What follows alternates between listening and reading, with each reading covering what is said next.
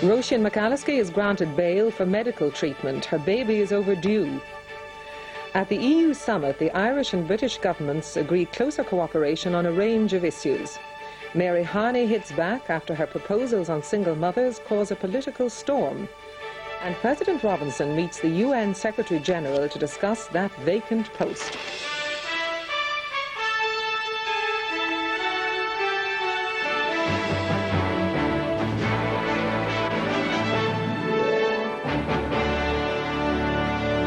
Good evening and welcome. Roisin McAlliskey has been released on bail from Holloway Prison for hospital treatment. Ms McAlliskey is wanted in Germany in connection with last year's IRA bombing of the British Army barracks at Osnabrück. It's understood there are complications with her pregnancy. Ms McAlliskey, who's 2 days overdue, is suffering from severe asthma. Roisin McAlliskey left Holloway Women's Prison in North London about an hour ago for the short trip to hospital. Her baby is now 2 days overdue and there have been complications with her pregnancy. The baby, at only 5 pounds, is underweight and Miss McAlliskey is suffering from asthma. For much of the time she's been unable to move around the prison without the aid of a wheelchair. Doctors say she'll need hospital treatment for some time after the baby is born. The conditions of bail are that Roisin McAlliskey must remain in the maternity wing of the Whittington Hospital in Archway in London after the birth. There'll be an armed police guard there at all times. Once the mother and baby are fit to leave the hospital, Roisin McAlliskey's lawyers will have to go back to court if they wish to prevent her being returned to prison.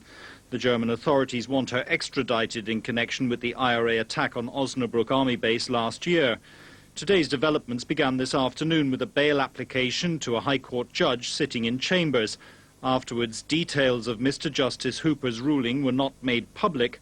However, it's understood that a consultant obstetrician gave evidence that Roisin McAlliskey needed to be treated in hospital as soon as possible. The police had strongly opposed the bail application. Prison service sources tonight stressed that there'd been no criticism of the medical attention she'd received while in jail. The British and Irish governments have committed themselves to cooperating in several areas, including education, environment issues and the problem of homelessness. The Taoiseach and the British Prime Minister also reviewed developments in the peace process when they held talks during an EU summit in the Netherlands. The main purpose of this summit was to allow Britain's new Prime Minister to get a feel for the EU club before the haggling about a new treaty in 3 weeks' time. One of the main developments emerged from a bilateral meeting between the British and Irish delegations. They committed the two governments to new cooperation on several fronts, including the environment, education, food safety standards on both islands, and homelessness with particular reference to the Irish in Britain. They also reviewed developments in the north.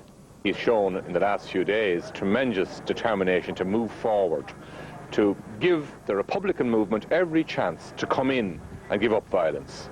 And they're going to face an opportunity, but also a choice as a result of the initiative that he's taken. I think things are moving very well on that front. Fianna Fáil's Ray Burke today predicted the sun will soon set on this administration and Bertie Ahern will lead the Irish delegation to the next EU summit. But the Taoiseach and the Taoiseach believe the PD's manifesto has exposed a gaping hole in their opponent's strategy. One would have to be very concerned about their proposals, in particular their proposal to sell off our state assets, their proposal to dismiss 25,000 public servants, also their proposal to bring back water rates, to remove workers' protective legislation. And these proposals, I personally believe, would be very destructive and divisive in our country. We have built up industrial harmony for the last number of years. We have a good economy. But I honestly do not believe that these proposals would be acceptable to the people. And I believe Fianna Fáil should clarify that they are unacceptable to them as well. I think particularly the suggestion that they're going to privatise the VHI, which could lead, I think, to getting rid of community rating and undermine the whole basis of health insurance for people who've relied on the VHI.